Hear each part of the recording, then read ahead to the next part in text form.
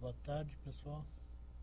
Inicialmente, o célebre agradecimento pelo convite ao Douglas, a Anhanguera também. E, inicialmente, eu gostaria de colocar o seguinte. Nós temos um trabalho que é desenvolvido em parceria entre a Unicamp e a Embrapa. Então, nós temos aí um grupo que basicamente independe da instituição. É um grupo de pesquisa. A Unicamp cedia hoje a Embrapa Informática, é um prédio grande que tem lá, e nós, da Unicamp, ficamos dentro do prédio da Embrapa. Então, existe um grupo formado muito mais do que institucional. Então, tudo que eu for mostrando aqui, ele é desenvolvido por esse grupo que conta hoje mais ou menos com umas 12 pessoas, uns 12 doutores nessa área de mudanças climáticas e agricultura. Bem, apenas sair para dar um posicionamento. A mudança climática ela já é explorada no mundo desde 1820, um pouco antes ainda, quando vários pesquisadores ingleses, Arrhenius, por exemplo, em 1859, esses pesquisadores da época, eles descobriram que o gás carbônico normal, CO2 normal, ele tinha uma propriedade interessante, que ele era absorvido pela umidade. Quer dizer, toda vez que eu tiver um composto de CO2, esse CO2 ele pode ser,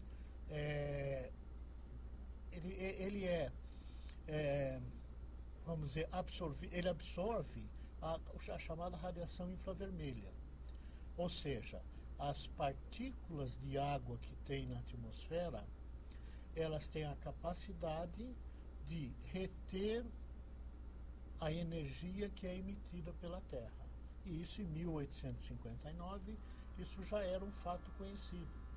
Ou seja, o calor que sai da Terra, quanto mais umidade tiver na atmosfera, mais ele é retido. Isso é o chamado efeito estufa.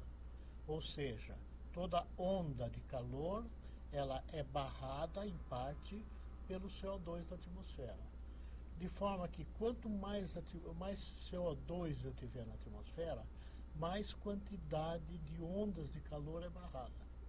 E isso faz com que, então, esse total de energia calorífica seja retido na atmosfera da Terra, na campânula atmosférica da Terra. Isso, a Terra, naturalmente, ela é naturalmente um efeito estufa. Porque se não fosse, à noite ela perderia toda a energia, ficaria como a Lua, né? Ficaria 10, 20, 30 graus abaixo de zero, e durante o dia seria ao contrário, um aquecimento extremamente elevado. Mas como tem essa camada atmosférica em si, como tem o CO2, barrando a emissão dessas ondas chamadas ondas longas, então esse efeito estufa até certo ponto é benéfico para a Terra. A partir de um ponto em que se atinjam números muito elevados de CO2, começa então o problema a aparecer de uma forma mais expansiva, de uma forma mais extensa, que se chama então o aquecimento global. Vejam, nós temos aqui um gráfico que mostra o total de dióxido de carbono, né, que é no gráfico a curva azul, e a mudança de temperatura ao longo dos anos, milhares de anos antes do presente, e vejam que nós já tivemos níveis de carbono muito maiores do que nós temos hoje. Mas também a temperatura, naquela época, já era bem elevada também. Aqui.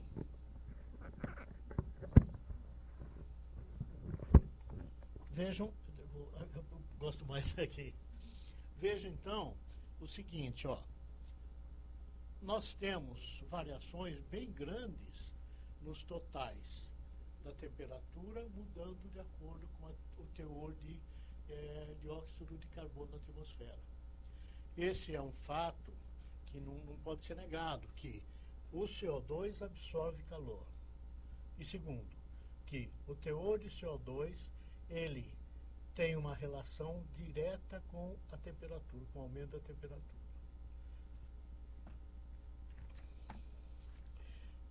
O que nós tivemos nesses últimos tempos aí, de 1880 até agora, foi um aumento razoável da temperatura global da Terra.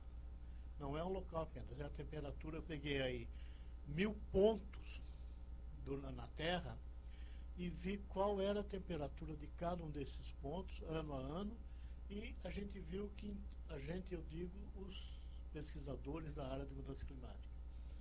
Houve um aumento de quase 1 grau nas temperaturas de 1880 para cá. Quer dizer, houve esse aumento, isso é inegável. Estatisticamente, isso é comprovado de que não é uma temperatura estável que poderia baixar daqui a pouco, subir ou não. Vejam que ela faz isso, mas a tendência maior é de aumento. Por que ela, em certos pontos, ela cai? Depende, se chove mais, chove menos, a vegetação aumenta, diminui. Então, tem a variabilidade chamada natural do clima, que um ano nunca é igual ao outro em temperatura, em chuva, em vento. Sempre há uma variação. Mas, no grosso, no geral, vejam que há um aumento de temperatura, isso é inegável. Isso é dado, coletado, medido e colocado no gráfico.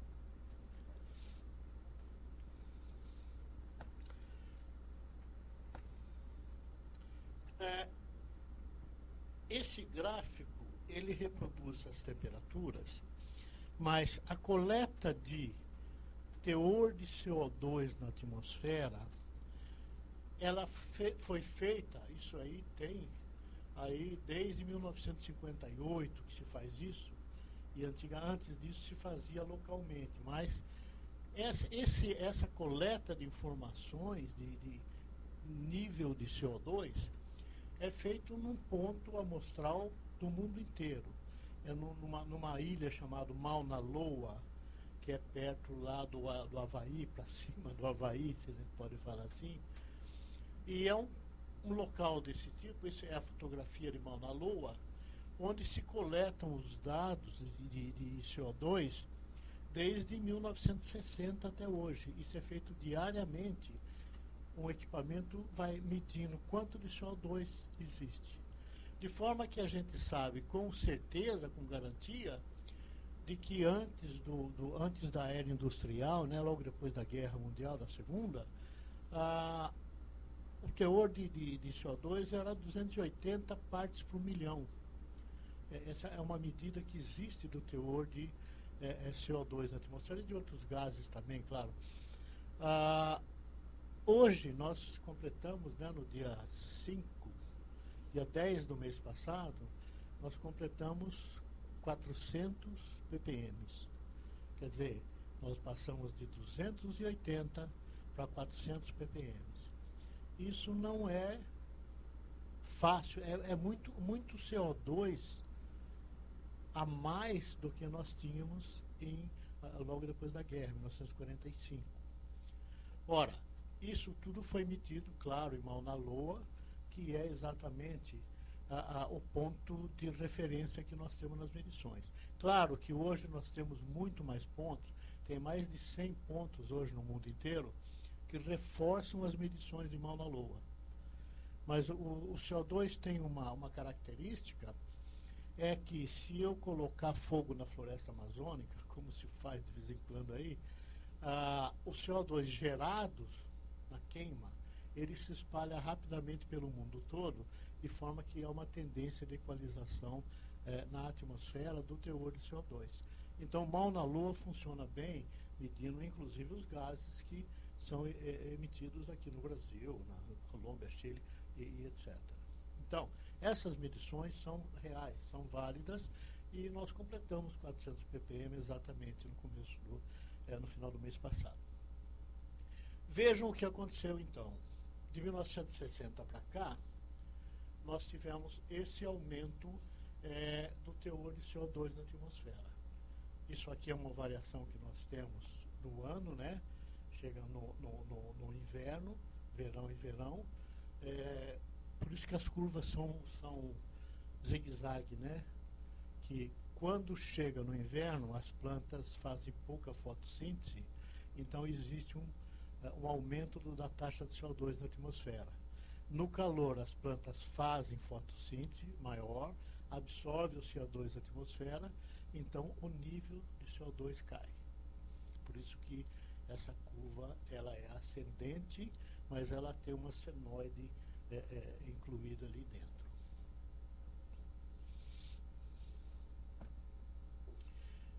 Isso aqui é o exemplo clássico, né, que mostra um ponto apenas. Isso é muito usado, né, para televisão, rádio, e como prova de que está havendo o aquecimento global. Isso não é bem verdade. Isso poderia ser uma variabilidade sazonal, uma variabilidade decadal, descendial, coisa do tipo assim. Ou seja, houve excepcionalmente um aquecimento maior naquele ano ou naqueles 2, 10 anos. Mas sabe-se que, na realidade, isso persiste, essa mudança persiste, ela não voltou a ter mais gelo nessas áreas. E isso tem vamos dizer, sido confirmado com outros fatos no mundo todo, de que está havendo mesmo o degelo dos polos, ele é sequencial, ele pode reverter isso daqui a pouco, mas até o momento ele não, ele está sequencial mesmo. E uma coisa muito discutida é o seguinte: o pessoal fala, os céticos, né, falam, há 2 milhões de anos atrás a Terra já foi muito mais quente. Bom, agora então nós estamos na ponta da curva de que a Terra vai esfriar. Quer dizer, em 2 milhões de anos, você falar que 2013, 2014, 2015 é exatamente o ponto de virada da curva e a Terra vai resfriar de novo, ou é petulância ou é ignorância, uma das duas coisas, porque o clima, por definição, ele significa a média dos valores existentes, temperatura, chuva, vento, pelo menos 10 anos de média. E falar que um determinado ano, que esse ano está mais quente ou está mais frio, significa que o clima da Terra está mudando, isso não tem sentido. Vocês podem ouvir muito disso por aí. Não faz sentido na realidade.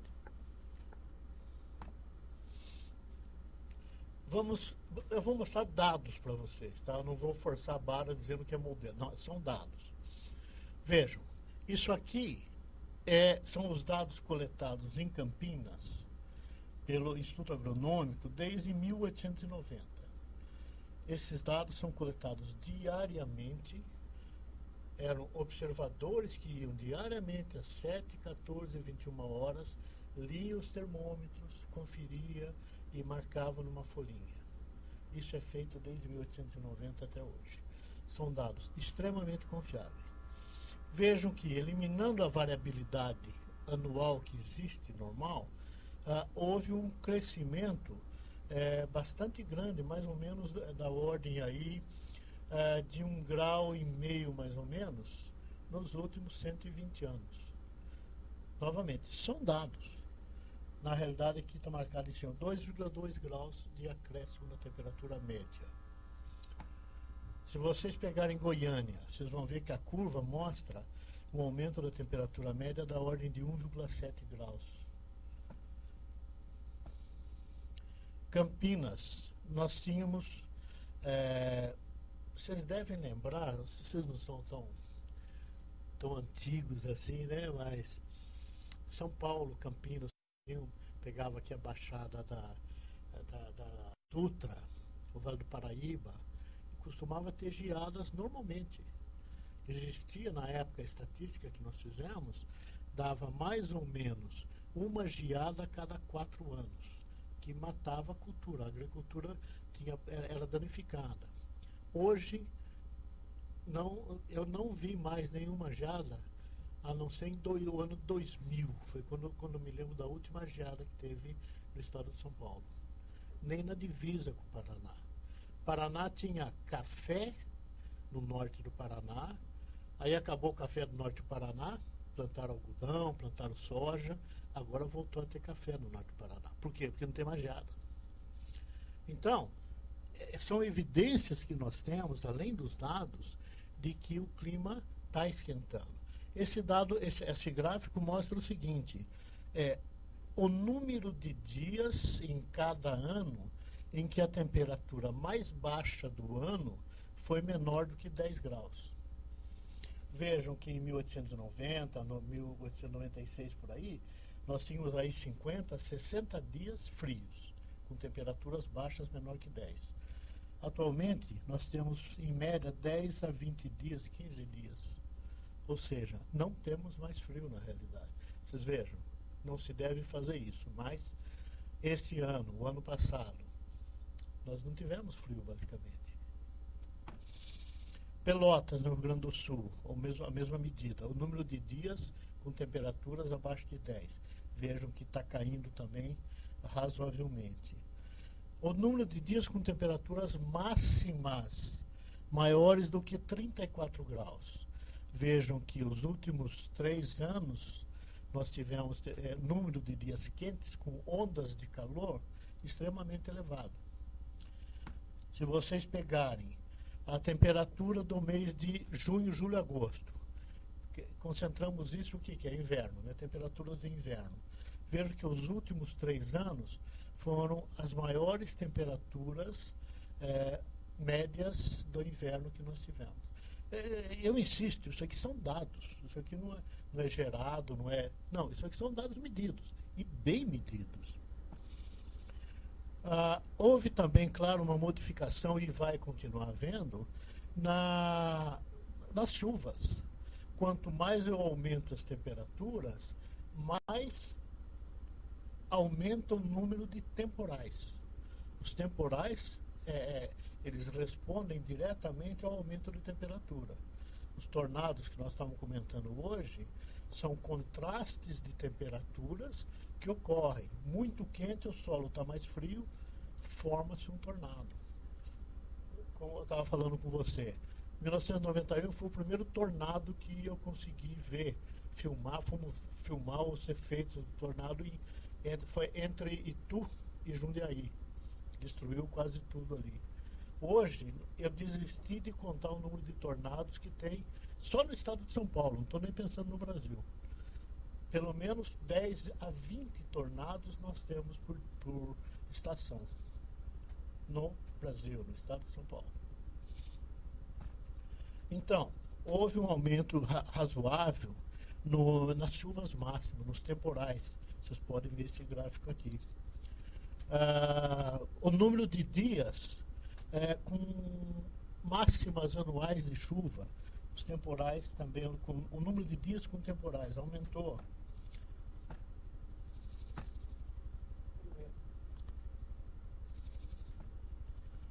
Bem, isso para vocês terem uma ideia da variabilidade, do que pode significar o aumento de temperatura. A pergunta é, isso é confiável até que ponto? Até o ponto que a gente acredita nos dados medidos. Nós temos mais de 120 estações confiáveis no Brasil medindo isso daí. O nosso banco de dados é muito grande. Então, nós nunca vimos nenhuma série de dados negativos que a temperatura baixou. Em nenhum lugar.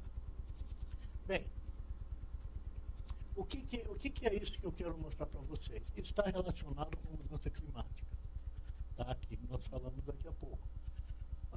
O Brasil hoje ele tem um sistema de controle agrícola, do financiamento agrícola, que foi desenvolvido desde 1995 entre a Unicamp e a Embrapa, e hoje é uma política pública. Hoje, ninguém planta com financiamento governamental, doutor, sem que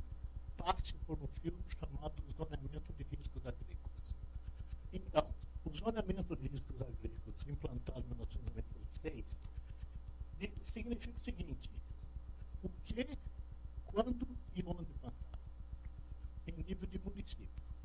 Nós temos, para cada município do Brasil, para 43 culturas naturalmente, nós temos a indicação. Nós temos a indicação da janela do plantio. Quanto é que pode se plantar com o risco de 20% apenas em perda? Se eu seguir aquela indicação, 5 anos que eu plante uma determinada planta, uma determinada cultura, um ano eu vou perder, os outros 4 eu vou ganhar. Essa é a probabilidade que nós usamos. Isso é uma política pública. O governo só financia aquele produto que vai se plantar naquele município, desde que ele esteja relacionado e seja plantado quanto mais importante.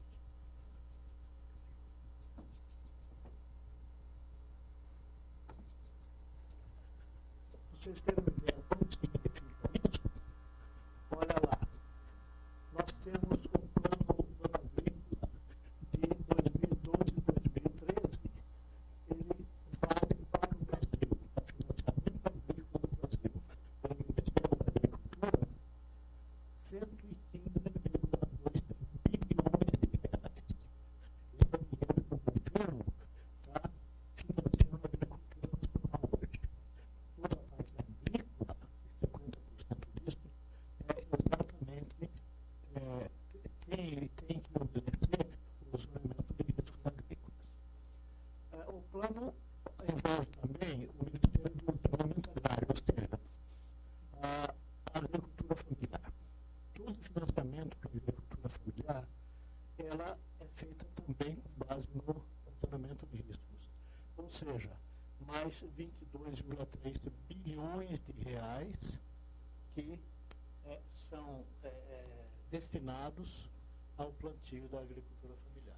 Uma informação que pouca gente sabe: a agricultura familiar, muitas vezes criticada pelo povo, pelos grandes produtores, ela hoje é responsável por 60 a 70% da alimentação do brasileiro. O arroz, o feijão, o milho, a mandioca que a gente come hoje, 60% tem origem agricultura familiar. Pouca gente sabe que nós temos 5 milhões de propriedades de agricultura familiar no Brasil.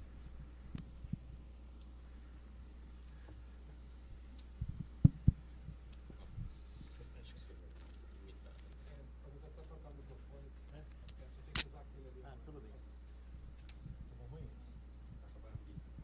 Ah, tá bom. Bem, agora melhorou. Bem, o que significa o zoneamento agrícola? O que nós fazemos é obedecer aquilo que cada cultura gosta em termos de clima e solo. Nós só indicamos para essa cultura o que ela, onde ela se desenvolve bem em função do clima e do solo. Então, é simples a confecção. Nós escolhemos as áreas adequadas ao plantio, são áreas com restrições do meio ambiente, restrições de solo, restrições de declividade. Nós respeitamos o mapa de solo e os dados de clima daquela região. Temos um critério das restrições para clima e solo. Temos a indicação da adequação daquele solo e clima que sobra como útil. E então nós fazemos a comparação e a separação de solo e clima adequado a determinada cultura. É assim que a gente separa tudo isso. Vocês imaginem que o banco de dados disso aí é um banco de dados extremamente potente, um potencial muito grande na realidade, para que a gente tenha essas indicações de uma maneira correta. Bem, vejam que interessante. Em 1996, 5, 6, nós introduzimos o zoneamento de riscos agrícolas no Brasil, como política pública dirigida pelo Ministério da Agricultura na época. Vejam a produção de soja no estado de Goiás.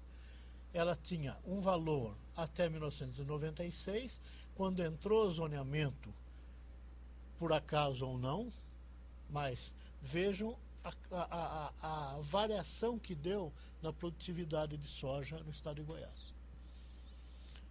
Tá? Então, é uma indicação, claro que nós temos aí novas tecnologias, novas variedades, cultivares, variedades de soja, novo manejo da cultura, novas máquinas, claro, tudo isso está incluído aí.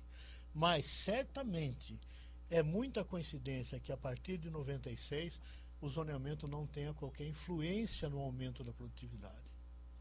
Então, o zoneamento certamente contribuiu muito para o aumento da produtividade.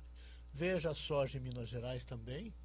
Se a tendência fosse a mesma de produtividade na época, hoje nós estaríamos produzindo menos do que se produz hoje. O único lugar que tem esse problema é o Rio Grande do Sul. Não sei se tem gaúcho aqui, mas o Rio Grande do Sul é a produtividade de soja mais baixa do Brasil, porque eles ainda plantam soja em condições inadequadas de clima principalmente. Então eles produzem hoje 2 toneladas e 800 por hectare. A média do Brasil é 3.200. Chega a 3.800, quase 4 toneladas no centro-oeste. Então, mesmo assim, para os gaúchos, a produção de soja é compensadora. Ela produz menos, mas ainda tem bom valor para negócio. Vejam aí a cultura do feijão, 1996 também, o aumento bem radical na produtividade do feijão.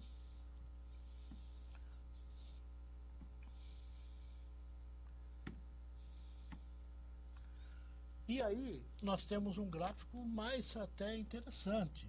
Vocês vejam que a curva azul significa o aumento da produção de grãos no Brasil.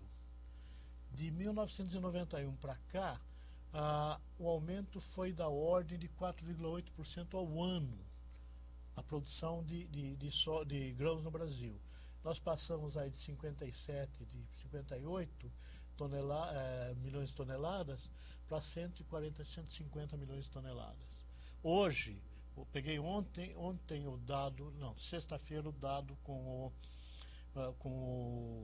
o Roberto Rodrigues, o ministro.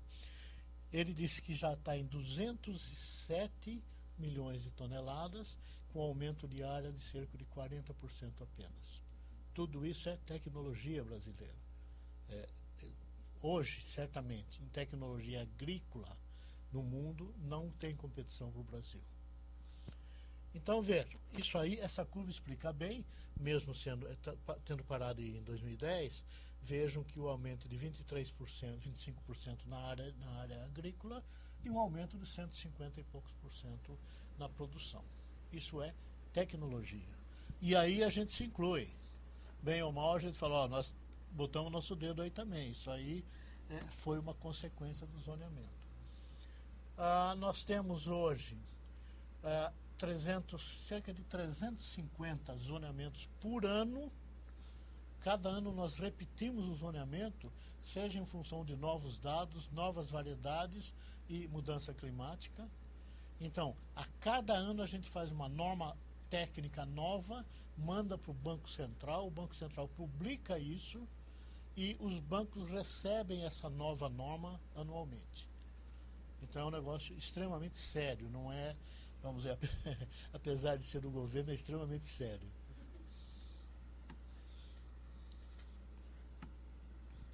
E aí a quantidade por estado, que vocês podem dar uma olhada e ver que São Paulo aí tem 192 zoneamentos, aí nós temos Rio Grande do Sul e etc. Dependendo do estado, nós temos um número por ano de zoneamento. Bem, qual a importância do zoneamento? Direciona o crédito oficial. Isso aí é sagrado. Aumenta o mercado de seguros oficial e privado no país. Nós sabemos hoje que todos os bancos usam nossas indicações para efetuar o seguro. Porque, dessa maneira, eles têm 20% de garantia de que o prejuízo de safra vai ser um cada 5 anos. Então, eles podem controlar quanto o prêmio, o valor do prêmio. Nós temos a linha o país com o problema de mudanças climáticas.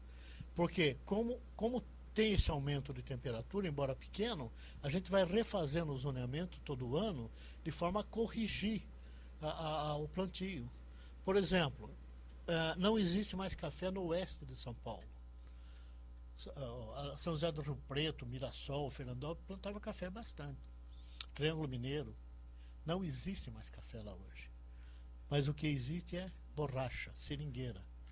Por quê? Porque a seringueira é uma cultura que gosta de calor. Ela sobrevive muito bem no calor. Assim como a danada da cana-de-açúcar, que ela está se expandindo de uma maneira muito, muito grande do meio do estado para o oeste. Então, isso significa o quê? É um indicativo agrícola de que está havendo uma modificação. E nós sabemos que essa modificação é o aumento de temperatura e, consequentemente, a diminuição de água, que a evaporação aumenta. Então as plantas perdem mais água e secam mais rapidamente o solo. É o exemplo único no mundo. Aqui é um pouco de exagero, porque eu sei que a Indonésia tem um sistema que não é igual ao nosso, mas é algo parecido. Não tem esse valor que o nosso tem.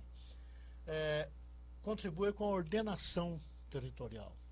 Então nós plantamos o que deve ser plantado no local adequado.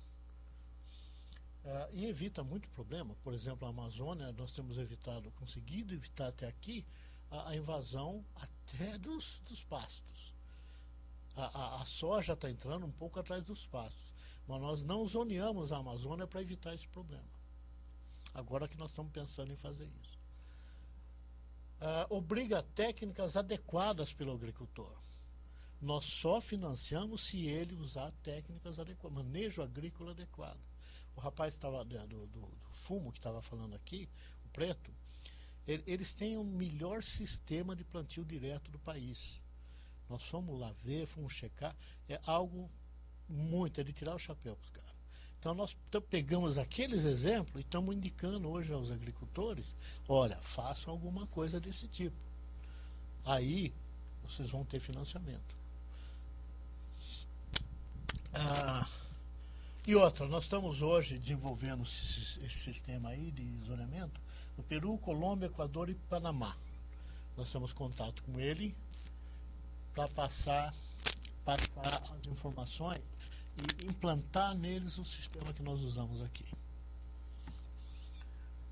Matriz de risco. Isso aí é uma derivação que é aplicada no zoneamento, principalmente para seguro agrícola.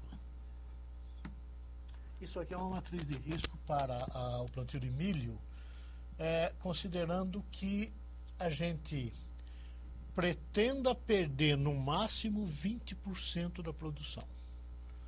Se eu quiser perder 20%, eu tenho uma chance, o vermelho, de 50%. Se eu plantar, cada numerinho ali em cima significa um decêndio. Quer dizer, o número 1, 2 e 3 significa o mês de janeiro. 4, 5 e 6 o mês de fevereiro. E assim por diante. São 36 decêndios no ano. Então, se eu plantar o milho em Campo Verde, que é a primeira cidade lá, entre o decêndio 8, né, que seria meio de janeiro, fevereiro, março, 15 de março, e 24, né, o decêndio 24, eu tenho 50% de chance de perder minha cultura. Por quê? Porque é época de seca. Aquele município não vai chover, eu vou perder o plantio, com certeza. Vai dar mais de 20% de prejuízo, com certeza. Mas se eu plantar um decêndio antes e um depois, eu aumento minha chance de ter produção boa. E assim por diante. Então essa matriz me dá, nós temos para cada cultura isso. Isso me dá a chance de eu colher bem se eu plantar bem. E dá a chance também de eu pagar um prêmio para o seguro mais barato, se o seguro resolver usar uma matriz dessa. E eles estão a fim de fazer isso. Bem, um exemplo só que eu vou dar para vocês, exemplo do plantio de uva em São Paulo. Porque São Paulo não é terra da uva, na realidade, mais ou menos, né? Mas nós temos uma tabela, vejam aqui embaixo, uva americana irrigada e uva europeia irrigada. Você sabe, uva americana é a Isabel, a Niagara, né? São uvas de mesa, mas não são uvas para fazer vinho. A uva europeia são as uvas para vinho, são as cepas, né? Então, o verde significa quando eu posso plantar, a decênio que eu posso plantar, com um risco menor do que 20% de erro. Então, eu tenho ali os decênios, vocês podem ver, né? Se eu plantar no 1, 2, 3, janeiro, fevereiro, começo de março, até lá, basta contar, eu vou ver quando vai cair, janeiro, a minha chance de ter parreiral bom, produzindo depois de 2 anos, 3 anos, é muito grande. Tá? É muito grande quanto? Maior que 80%. E assim por diante. Então, esse é o exemplo, é a tabelinha que o banco usa para falar, você vai ganhar dinheiro, nós tem que plantar aqui. A janela de plantio sua vai daqui até aqui. Tá? Como que é feito isso? Olha, essa indicação do plantio, para quem plantar uva de 1 de outubro a 10 de outubro, nessas regiões verdes é onde ele pode plantar essa uva, em função de chuva, em função de temperatura. Basicamente, quem controla tudo isso é a água. É falta ou excesso de chuva. Quais são as consequências, rapidinho agora, as consequências que nós podemos ter na questão de aumento de temperatura e agricultura?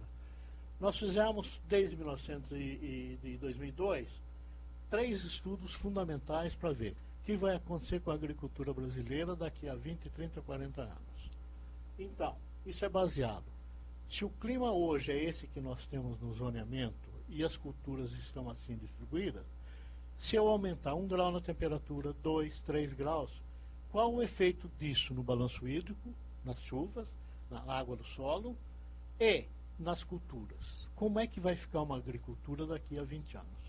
Arroz, feijão, milho, cana.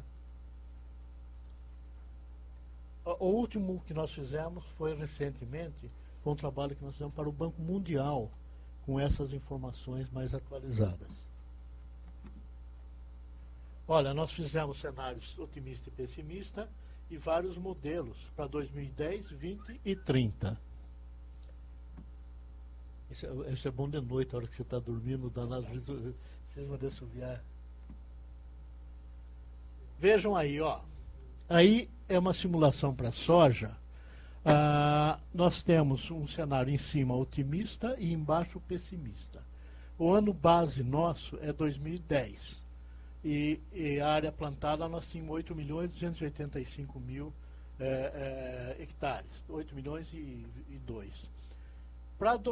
No cenário otimista, equivalente ao mapa, nós vamos ter em 2020 6.195.000 hectares.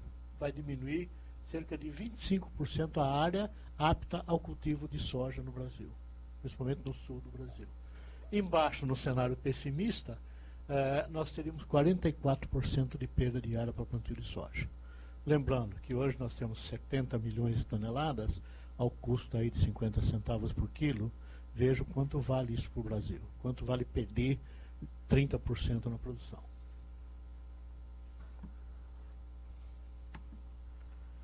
Isso aqui significa o plantio de frutas de clima temperado, né? Pera, maçã, pêssego, no sul do Brasil. Essas culturas de clima temperado, elas precisam de um número de horas de frio para dormir, para repouso. Número de horas com temperaturas abaixo de 7,2 graus.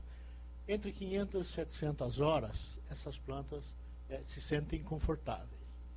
Isso aqui significa o número de horas de frio que nós temos. Por exemplo, o roxo ou azul escuro, entre 550 a 600 horas. É a região adequada para o plantio dessas culturas.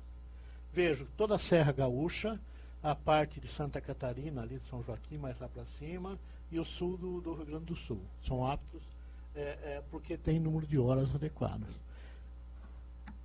Fazendo uma simulação para aumento de 3 graus de temperatura, veja o que acontece com o plantio de frutas temperadas no sul do Brasil.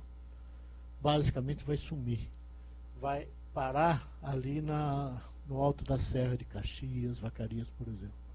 E mesmo assim, com pouco tempo.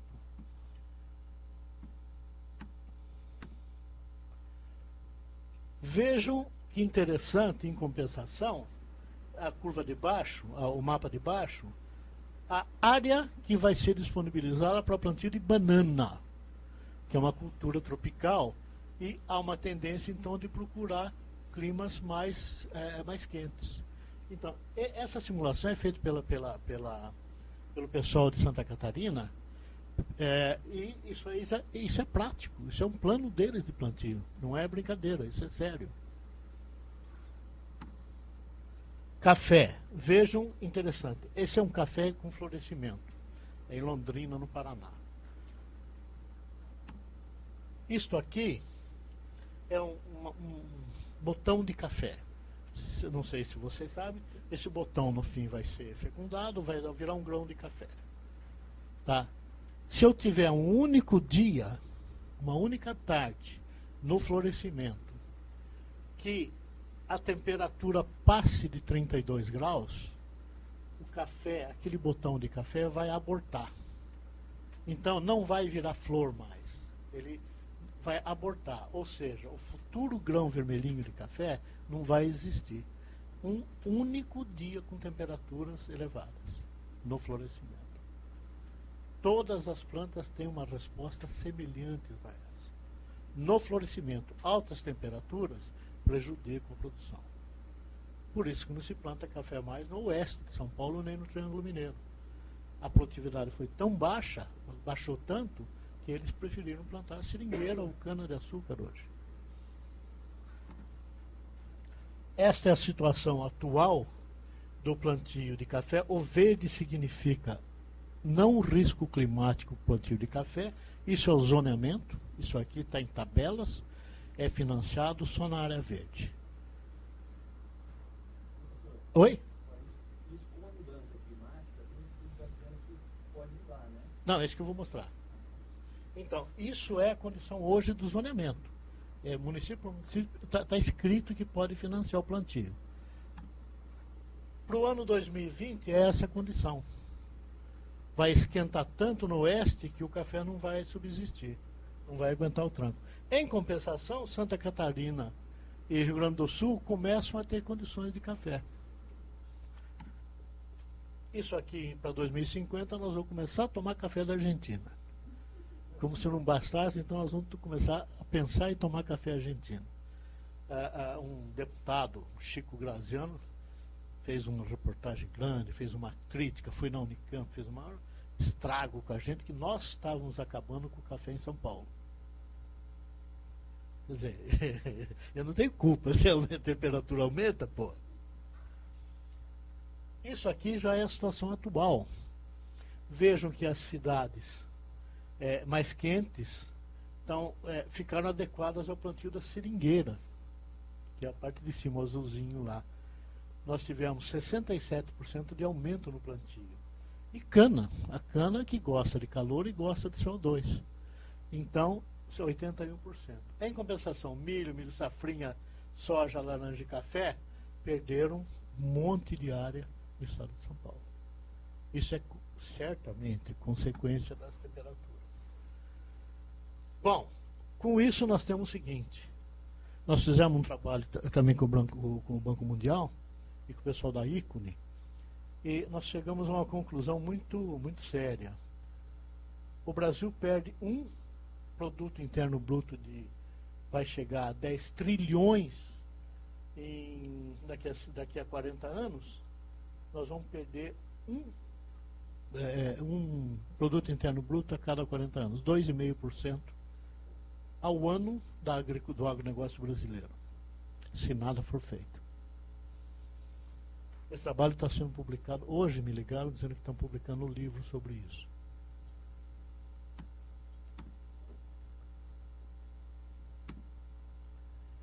Bem, eu vou pular. Imagine o seguinte, em 2009 nós tínhamos essas áreas com plantio no Brasil, algodão, arroz, cana-de-açúcar e etc. Né? Nós tivemos o capricho de fazer para 2020, para 2030. Quais serão os cenários dessas culturas em potencial? A área para plantio dessas culturas com bons resultados. Vejam que algodão, perdemos 4,6% em 2020 e não muito mais em 2030. Arroz, cana-de-açúcar, é o que eu queria chegar, nós ganhamos 107% de área para plantio de cana. Por quê? Porque a cana é uma cultura que subsiste melhor em temperaturas acima dos 32, 33 graus, até 35 graus, e acima dos 400 ppm de disponibilidade de CO2. Então, isso aí é o que nós temos, que o Banco Mundial tem, que são os resultados do aquecimento global no Brasil. Vejam, nós temos essa outra tabela, nós temos as projeções aí para 2020 e 2021, 21 ali também, né? Para milhões de toneladas, isso aí em milhões de toneladas. Perdemos 16% com milho, 24% para 2020 já com soja e etc. Tá? Esses números todos estão publicados, viu? Tudo isso existe.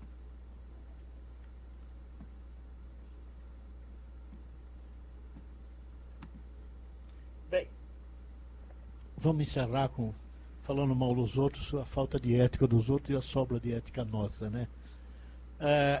ABC, agricultura de baixo carbono. Esse contorno agrícola que nós temos está envolvendo hoje por parte do governo, e nós somos responsáveis pelo que se chama de agricultura de baixo carbono. Quer dizer, o problema do aumento de temperatura, nós estamos tentando cumprir a promessa do governo brasileiro da COP15, que foi em Copenhague. O Brasil prometeu reduzir entre 36% e 39% das emissões de gás de efeito estufa. E é o que nós estamos fazendo. A primeira proposta é recuperar pasto. Cada quilo de verde que eu produzo, se secado, eu vou ter mais ou menos meio quilo de CO2 tirado da atmosfera pela fotossíntese. Então, primeira recomendação, recuperar a pastagem do Brasil. E aí que entraram os 8 bilhões de reais para financiar isso daí. Este ano nós já estamos com um número muito grande, já de mais de 120 pedidos de financiamento. Segundo, seria o plantio, eu não sei se vocês conhecem, de integração lavoura-pecuária. Então, são tecnologias hoje mais modernas que se planta a agricultura, né, culturas agrícolas, juntamente o quê? Com pastagens, etc. E o ILPF, que é a integração lavoura-pecuária-floresta. Com isso, cada hectare que a gente integra com isso, faz essa integração, nós conseguimos até 4 toneladas de carbono por hectare. Nós fazemos com que baixe da atmosfera o uso de carbono. Isso está sendo feito, isso é verdade. Nós estamos coletando amostras no Brasil todo. Nós temos equipes que estão indo para o campo, tradando tudo para ver qual é o teor de carbono no solo que nós temos. E depois nós estimamos com a biomassa que vem do plantio. Vejam, nós estamos com 1.060 pontos, 102 pontos amostrados, 6 amostras em cada local e mais de 2 ou 3 pontos no mesmo local. Estamos indo agora para Tocantins, Acre, Rondônia e Roraima. Neste mês nós estamos fazendo a coleta. Então nós temos aí o exemplo, quanto é que tem os solos do sul, sudeste, centro-oeste, norte, nordeste, etc. E a produtividade líquida também nós estamos estimando, quanto de radiação é usado para crescimento. Tá? Isso são coisas, atitudes que nós estamos tomando hoje para, usando tecnologia agrícola, reduzir ainda as emissões. E nós temos agora a ABC também, que não é baixo carbono, mas seria a Associação Brasileira dos Céticos. Nós temos 18 sócios contribuintes. São os 18 céticos, daqueles que não acreditam em mudança climática, os 18 do Forte, né, que mandaram o ofício para Dilma Rousseff, dizendo que o Brasil é um idiota. E aí a falta de ética deles, né?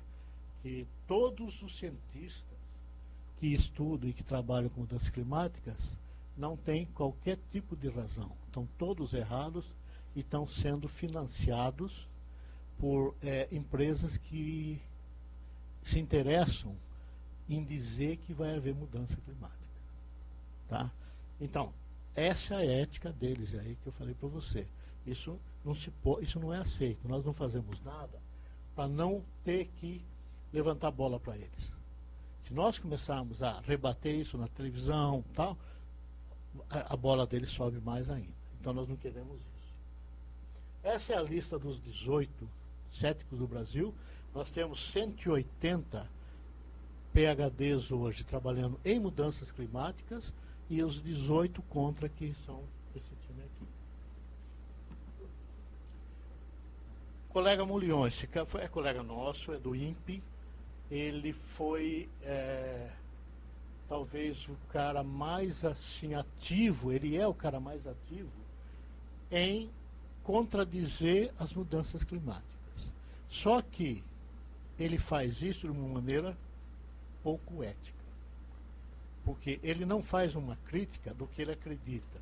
Ele faz a crítica no que os outros estão falando, no que os outros pensam. E não tem absolutamente nenhum trabalho, nenhum estudo, e nós já pedimos isso para ele, publicado, que demonstre que nós estamos errados. Não tem absolutamente nada. Nem ele, nem os 18. Então, ele critica sem nada de pesquisa científica que comprove que ele tem razão e não nós. Olha lá, pesquisadores que tendência dos próximos anos é o esfriamento da Terra e que o efeito estufa é tese manipulada pelos países ricos.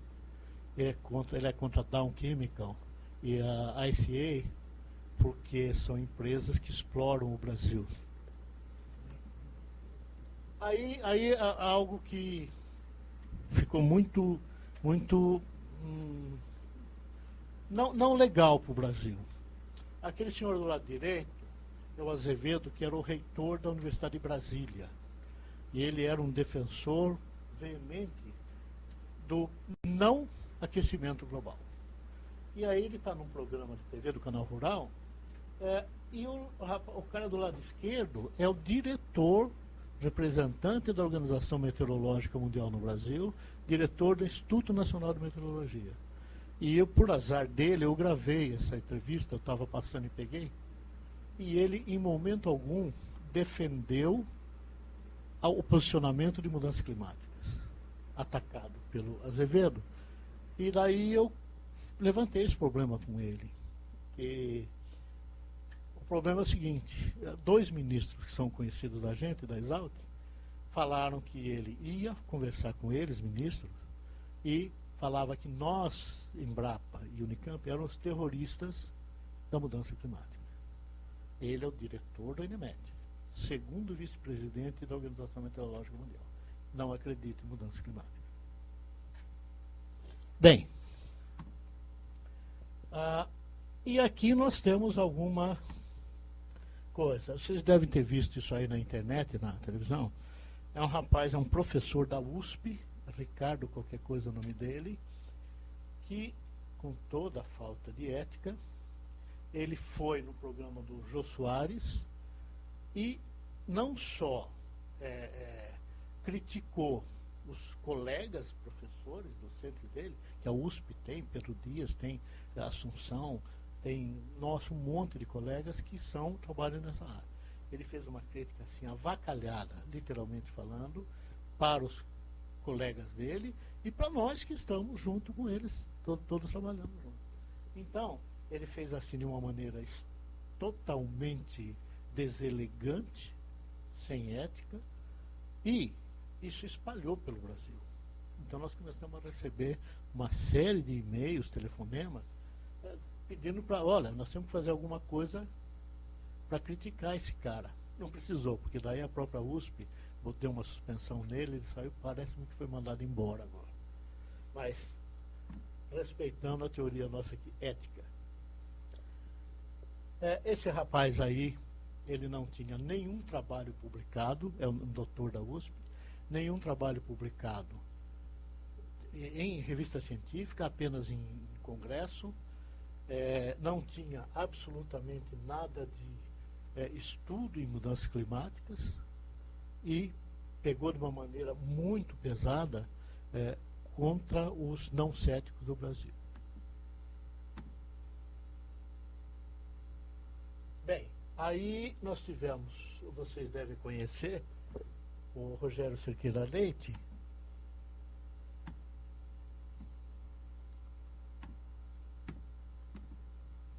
Tá lá. Rogério Cerqueira Leite é um físico extremamente conceituado, trabalha com energia na realidade, e ele escreveu esse capítulo, eu achei fantástico, porque ele não é nem um pouco simpático na realidade, né? A mais benevolente interpretação é de que, com tais provas, derrotar-se-iam as resistências de cristãos e de suas igrejas à teoria da evolução. Quer dizer, quem não acredita vai contra, apenas uma comparação, a teoria da evolução, com a demonstração de que o homem de Pitdown era um embuste, poder-se-ia concluir que o cristianismo seria a verdade triunfante, ou seja, Adão foi feito de barro há cerca de 5.000 anos e sua mulher botou de suas costelas como um cogumelo. Pode parecer ridícula essa conclusão, mas é exatamente isso que os chamados céticos estão fazendo com relação ao efeito estufa atmosférica. Tá? E ainda, ele fala o fato de que o Brasil possui alguns milhares de pesquisadores reconhecidos internacionalmente pela qualidade de pesquisa, qualidade evidenciada pelo número de citações na literatura internacional. Nenhum dos poucos que rejeitam o aquecimento global se insira nesse abundante rol de qualificáveis como autênticos cientistas. Nenhum deles, dos 18, tem absolutamente nada publicado, nada estudado. Isso dito pelo Rogério é algo fantástico. E aí tem algo interessante que o Moisés Naim fez também uma publicação a esse respeito. O diretor científico do Comitê de Investigações da Indústria do Tabaco escreveu em 1957: apesar de toda a atenção voltada à acusação de que fumar provoca câncer do pulmão, ninguém comprovou que a fumaça do cigarro ou qualquer um de seus componentes causa câncer no homem. Isso foi uma comissão de cientistas que, em 1957, foram contratados pelas indústrias de cigarro e deram um parecer de que a nicotina não fazia mal ao ser humano. Eles ganharam fábulas de dinheiro e publicaram isso. É isso que ele está dizendo. Isso é comprovado. Tem até um filme sobre isso que saiu, mostra bem o que aconteceu. Bem, isso aí é a comparação com o problema que tivemos. Os paralelos com o debate sobre câncer e cigarro são fascinantes, estratégias e até frases usadas agora pelo cético das mudanças climáticas são muito parecidas. Quer dizer, quem é que os céticos estão defendendo hoje? Basicamente, enquanto a confusão sobre o tabaco foi semeada unicamente pelas empresas de cigarros, os céticos das mudanças climáticas têm mecenas vários e generosos: as empresas petrolíferas, as de gás, o carvão e a eletricidade e as montadoras de automóveis, entre outras. Mas então, ele está acusando a mesma coisa que aconteceu no passado com os defensores do cigarro. Eles defendem essas indústrias hoje, talvez pagos, talvez não sou eu que vou acusar. Mas o que indica é que pode haver alguma semelhança entre isso.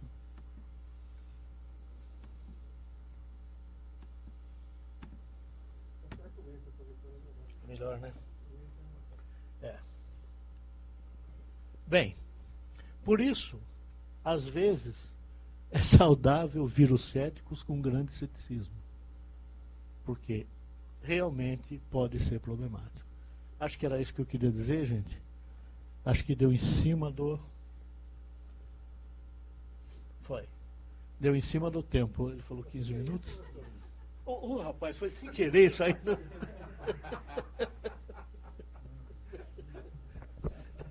Gente, obrigado pela...